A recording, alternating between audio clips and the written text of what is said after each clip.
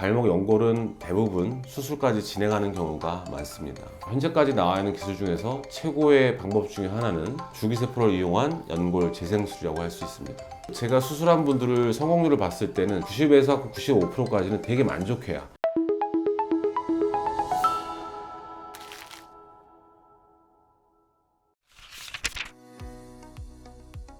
연골 손상이 기수가 있어요. 발목 연골 손상도 보통 대표적으로 한 1기에서 4기가 있는데, 사실은 기수가 요즘은 중요하지 않아요. 그리고 연골 손상은 심한 경우 3기 이상에서는 사실 엑스레이상 드러나는 경우도 있지만, 대부분 진단이 MRI를 통해서 이루어지는 경우가 있기 때문에 MRI에서 되게 의미 있는 연골 손상이 있는 경우, 시간이 지나고 기부스를 해도 계속 정상적인 운동을 못하거나 정상적인 활동을 못하는 그런 증상이 있는 경우는, 결국은 발목 연골은 사실 보존적 치료, 비수술적 치료에는 성공률이 그렇게 높지는 않아요. 그래서 안타깝게도 발목 연골은 대부분 수술까지 진행하는 경우가 많습니다.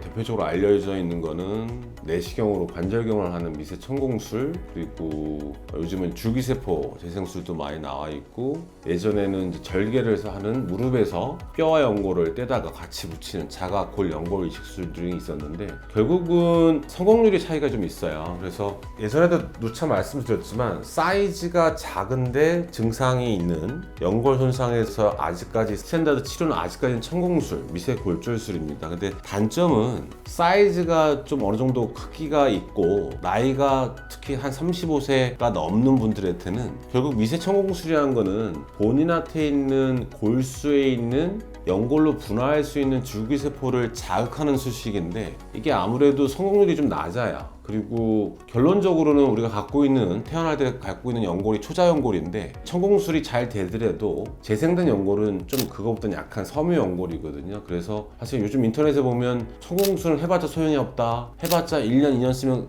유효권이 끝난다, 요거는 아니에요. 잘 받은 천공술을 하고도 증세가 10년 15년 동안 아무 문제 없는 환자들이 있거든요. 근데 대부분의 경우에 사이즈가 크거나 나이가 좀 있는 분들은 천공술의 성공률이 매우 낮습니다. 결과적으로 뼈와 연골이 손상된 경우 이식술이 있는데, 이식술은 성공률이 높지만 무릎이나 발목의 뼈를 그리고 피부를 절개를 많이 하기 때문에 요즘 같은 경우는 사실 환자분들도 되게 부담스러워하고, 또 줄기세포 수술이 나왔기 때문에 줄기세포가 나온 이후에 수술의 성공률이 워낙 많이 올라갔어요. 그래서 요즘은 자가 골 연골 이식술, 이 수술을 하는 경우는 상당히 좀 적어졌습니다. 그래서 예전에 저는 한 5년 전까지만 해도 천공술 내지 이식, 이 두 가지, 사실은 제가 이식술을 워낙 많이 했기 때문에 한 5년 전까지만 해도 그런 논문들을 이제 SCI 많이 냈는데, 요즘은 다음 질문에 대한 답도 같이 이어서 하면, 줄기세포 재생술이 있어요. 쉽게 말하면 뭐냐면, 천공술로 할 수 있는 줄기세포의 양이 적기 때문에, 질도 안 좋기 때문에 저희 몸에는 본인이 갖고 있는 무릎 정강이라든가 골반에서 기술들이 발전하면서 거기서 골수를 주사기로 채취를 해요. 그 골수 중에서 가장 줄기세포가 풍부한 층을 분리할 수가 있어요. 그런 원심 분리기가 있고 병원 내에 구비되어 있기 때문에 그 키트가 있거든요. 그 키트를 통해서 줄기세포가 가장 풍부한 층을 분리해내서 내시경을 통해서 연골 손상된 부위를 정리해주고 줄기세포를 거기다 도포를 해주고, 가장 중요한 거는 쉽게 말하면 뿌려주면 재생은 되긴 하겠지만, 예전에는 뿌려주고 그냥 본드만 뿌려줬는데 요즘은 그 위에 스캐폴드를 덮어줘요.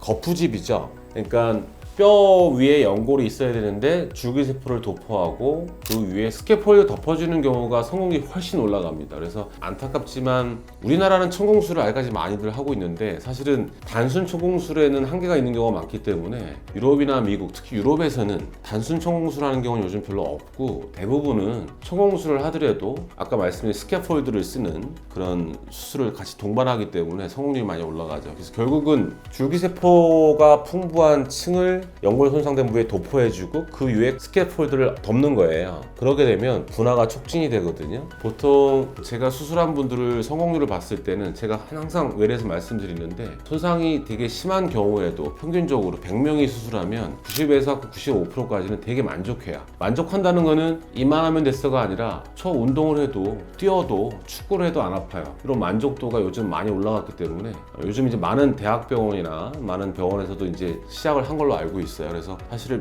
무분별하게 하면 안 되겠지만 꼭 필요한 경우에는 줄기세포로 연골을 잘 재생할 수 있다. 그리고 환자분들이 가끔 질문하시는 연골이 재생이 되나요? 연골이 재생이 됩니다. 물론 재생이 되는 조건이 있거든요. 그래서 현재까지 나와 있는 기술 중에서 최고의 방법 중에 하나는 줄기세포를 이용한 연골 재생술이라고 할 수 있습니다. 그러니까 우리나라 같은 경우에는 이제 의료 보험 제도가 있기 때문에 아까도 말씀드렸지만 유럽 같은 경우는 거의 제한 없이 이제 요즘 줄기세포를 많이 하고 있는데 우리나라에서 조건은 그래요. 아직까지는 논의가 되고 있어요. 지금 학회에서도 그렇고 현재까지는 만 15세에서 50세까지에서 줄기세포를 할 수 있는 연골 손상의 사이즈가 크기가 가로 곱하기 세로가 2cm가 넘은 경우에 아까 말씀드린 줄기세포와 제가 말씀드린 그 스캐폴드를 써서 할 수 있어요. 그러면 50세가 넘는 분들은 어떻게 하느냐? 연세가 많을수록 단순 천공수를 하는 거는 성공률이 조금 환자분들 입장에서 의사분들 입장에서 좀 두려운 게 낮아요. 그렇기 때문에 아까 말씀드린 천공수를 그대로 똑같이 하는 거예요. 그리고 가능한 줄기세포와 풍부한 혈장을 뿌려주고 그 위에 콜라겐 매트릭스를 덮어주는 방법이 있거든요. 물론 나이가 많기 때문에 15세, 50세 환자들하고는 사용하게 되는 스캐폴드에는 차이가 있지만 그 50세 이상인 경우에는 아직까지도 우리나라에서는 제한이 있기 때문에 그런 분들은 좀 다른 방법의 줄기세포 재생술을 할 수가 있습니다.